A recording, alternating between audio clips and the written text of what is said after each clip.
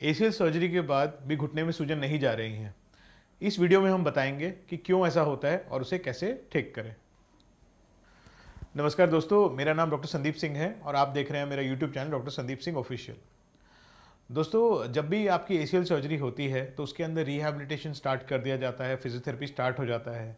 पर मेरे पास बहुत पेशेंट आते हैं दूर दूर से जो कहते हैं कि सर हमारा एसीएल ऑपरेशन हो गया है बट अब हमारे घुटने में सूजन बहुत रहती है और फूला रखता है और दोनों घुटने अलग अलग दिखते हैं, इसका क्या किया जाए। तो दोस्तों, अगर आप इस वीडियो को अंत तक देखेंगे तो मैं आपको जो कॉमन कॉजेज होते हैं नी स्वेलिंग आफ्टर एसीएल के मैं बताता हूँ। दोस्तों, सबसे इंपॉर्टेंट और पहला जो सबसे कॉमन कॉज हम देखते हैं वो होता है नी साइनोवाइटिस। दोस्तों, हमारी जो नी होती है वो आप ऐसे सोचिए एक तरह का बलून है। इस बलून के चारों तरफ एक लेयर जो होती है उसे कहते हैं साइनोवियम। तो किसी किसी के अंदर क्या होता है कि जब भी सर्जरी होती है, ऑल्दो ये आर्थ्रोस्कोपिकली होती है, एसीएल सर्जरी कभी भी आजकल बड़ा चीरा या बड़ा कट करके नहीं होती, कैमरा के थ्रू ही होती है, बट फिर भी बॉडी का एक स्ट्रॉन्ग रिएक्शन आ जाता है। तो इससे क्या होता है कि जो साइनोवियम या कि जो हमारा जो गुब्बारा है जो नी का, उसके अंदर स्वेलिंग हो जाती है। इस चीज़ को कहते हैं synovitis. Most of the cases में साइनोवाइटिस जो होती है वो नॉन डेंजरस और कुछ भी खतरनाक चीज़ नहीं होती है। ये अपने आप कुछ वीक्स में चली जाती है। नॉर्मली हम देखते हैं 6 से 8 हफ्ते के अंदर ये साइनोवाइटिस सेटल हो जाती है। तो जब एक पेशेंट एक साइनोवाइटिस वाला एसीएल लेके आता है हमारे पास, तो हम उसे बस इतना ही कहते हैं कि आप आइसिंग अपनी कंटिन्यू करिए, रिहैबिलिटेशन कंट्रोल अपना फिजियोथेरेपी ठीक से करिए और हम उन्हें कुछ एंटी इन्फ्लामेटरी मेडिसिन दे देते हैं जिससे कि उनका इन्फ्लामेशन जो साइनोवियम के अंदर हुआ है उसे कम कर दिया जाए और वो ठीक हो जाए। ये पेशेंट लॉन्ग रन में ठीक करते हैं, कोई दिक्कत इन्हें नहीं होती। जो सेकेंड ग्रुप ऑफ पेशेंट होता है जिसके अंदर नी के अंदर स्वेलिंग होती है आफ्टर एसीएल, वो होता है जिनको एसीएल के अंदर इन्फेक्शन हो गई है। एसीएल के बाद इन्फेक्शन होना काफ़ी रेयर होता है क्योंकि हम ये ऑपरेशन तो कैमरा से करते हैं, तो कोई बाहर से कट नहीं होता और मोस्ट ऑफ द सर्जरी के अंदर घुटना अपने आप पानी से धुलता रहता है। बट फिर भी हमारे पास कभी कभी केसेस आते हैं जिनका ऑपरेशन कहीं हुआ है, खासकर जो छोटी जगहों में हुआ है, छोटे ऑपरेशन थिएटर्स में हुआ है, वहाँ पे क्योंकि अनस्टेराइल इंस्ट्रूमेंट और इम्प्रॉपर इंस्ट्रूमेंटेशन की वजह से कई बार इन्फेक्शन आती है। जब इन्फेक्शन आती है तो उसका अर्ली डिटेक्शन बहुत ही इम्पोर्टेंट होता है और इस वीडियो में जो मैं आपको बताता हूँ वो आप ज़रा ध्यान से सुनिएगा। अगर आपका एसीएल इन्फेक्टेड है तो उसका पहला साइन होता है बहुत तेज से दर्द होना घुटने के अंदर। घुटने की हर मूवमेंट के अंदर पेन होगा, रेस्ट में भी पेन होगा। दूसरा होता है फीवर आना या बुखार आना। कभी कभी ये बुखार कंटिन्यूस होता है, कभी कभी बुखार दिन में 1 बार या 2 बार आता है, बट कोई भी बुखार आना एक हमारे लिए रेड फ्लैग साइन या चिंता का विषय होता है। नंबर 3 जो होता है वो होता है घुटना और उसके आसपास का एरिया का गर्म होना या लाल होना। तो नॉर्मली हम क्या करते हैं, जो ऑपरेटेड घुटने पे एक बार हाथ रखते हैं और जो दूसरा जो नॉन ऑपरेटेड घुटना है उस पर हाथ रखते हैं। अगर दोनों समान है मतलब कि इन्फेक्शन का चांस कम है, बट अगर जिस घुटने का ऑपरेशन हुआ है वो पूरा लाल है और हाथ लगाने से गर्म फील हो रहा है तो इन्फेक्शन का चांस है। अगर हमें इन्फेक्शन का डाउट होता है तो हम तुरंत ही पेशेंट के कुछ ब्लड टेस्ट कराते हैं। उन ब्लड टेस्ट में सबसे इंपॉर्टेंट होता है हमारा कंप्लीट ब्लड काउंट, जिसमें हम टीएलसी नंबर देखते हैं, एक ईएसआर और एक सीआरपी। नॉर्मली हमारे ऑपरेशन के 2 या 3 हफ्ते बाद हमारा ये सब रिपोर्ट्स नॉर्मल होनी चाहिए। बट अगर ऑपरेशन के 2, 3, 4 हफ्ते बाद भी आपका ईएसआर एलिवेटेड है, सीआरपी एलिवेटेड है, मतलब घुटने के अंदर इन्फेक्शन अभी भी है और इन्फेक्शन को ट्रीट करना है।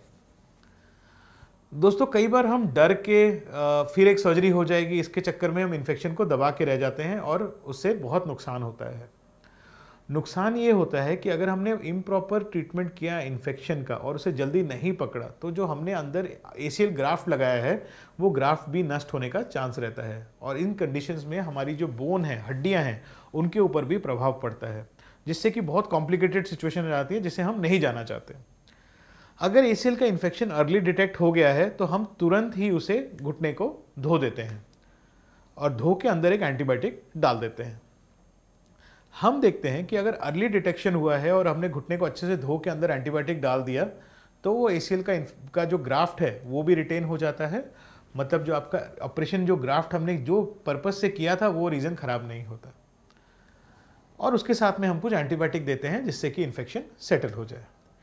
इन पेशेंट्स के अंदर रिकवरी एकदम नॉर्मल होती है कुछ दिनों के बाद। थर्ड जो इंपॉर्टेंट रीज़न होता है नी स्वेलिंग, वो होता है इम्प्रॉपर या अपने फिजियोथेरेपी रूटीन से हट जाना। दोस्तों, जब भी आप एसीएल सर्जरी कराएं या आपको एसीएल की सर्जरी करानी है, अपने दिमाग में एक बात ज़रूर रख लीजिए कि मुझे फिजियोथेरेपी में भी ध्यान देना है।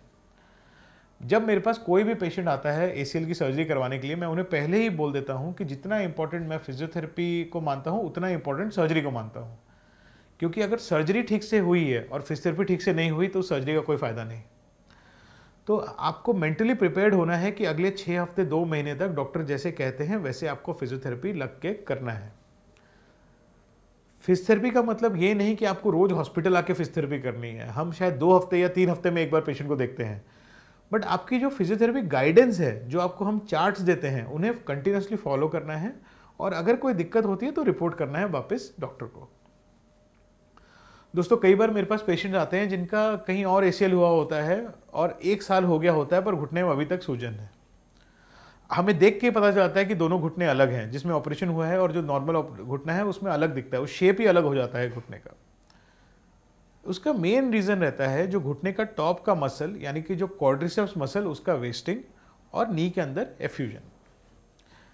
ये होता है कि जब वो पेशेंट ने एक्सरसाइज के अंदर नेग्लिजेंस किया है या कहीं तो उन्होंने कोई गलती की है।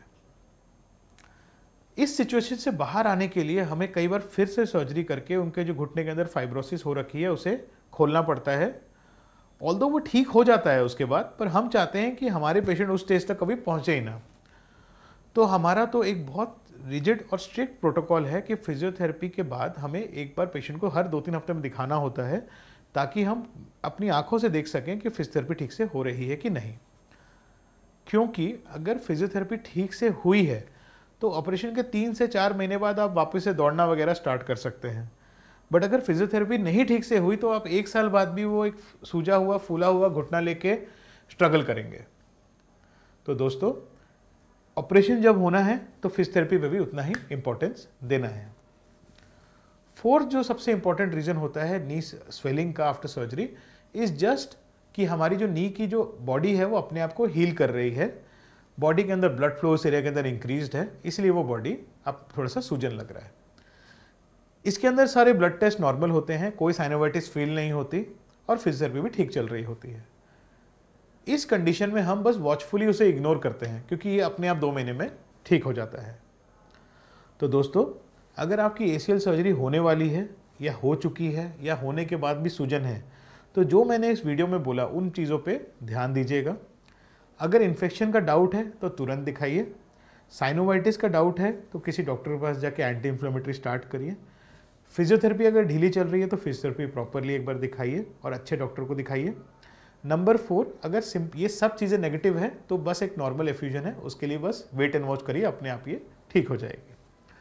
अगर आपको फिजियोथेरेपी आफ्टर एसीएल या कि एसीएल के बाद भी सूजन कंटिन्यूड रह रही है और आपको तंग कर रही है तो आप कमेंट सेक्शन में हमें इसके बारे में पूछ सकते हैं। हम आपकी मदद करने की पूरी कोशिश करेंगे। नमस्ते।